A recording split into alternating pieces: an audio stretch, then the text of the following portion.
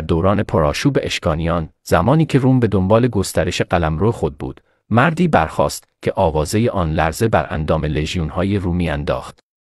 نام او سورنا بود، فرمانده‌ای از خاندان اشرافزادگان بلوچ، جوان اما باهوشتر از 100 پیر و دلیرتر از 1000 مرد جنگی. رومیان به فرماندهی کراسوس با 10,000 سرباز وارد سرزمین‌های ایران شده بودند، مغرور و خیره سر. اما سورنا با نیرویی به مراتب کمتر، نقشه‌ای در سر داشت که نه با شمشیر، بلکه با هوش و تاکتیک نظامی رقم می‌خوره.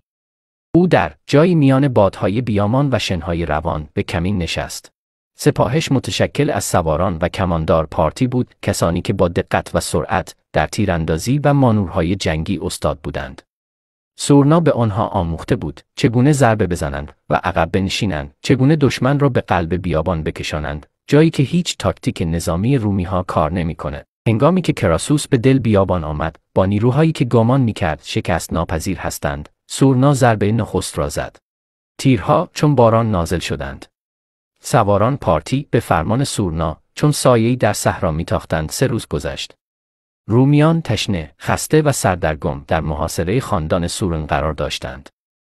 در نهایت کراسوس به دام افتاد و تحقیرآمیزترین شکست رومی‌ها شکل گرفت. وقتی خبر شکست ارتش روم به روم رسید، سنای روم مات و مبهوت ماند. در دفتر تاریخ نوشتند: شکست کراسوس شکست شمشیر نبود، شکست غرور در برابر نبوغ یک مرد پارتی بود، سورنا، شاهزاده اشکانی.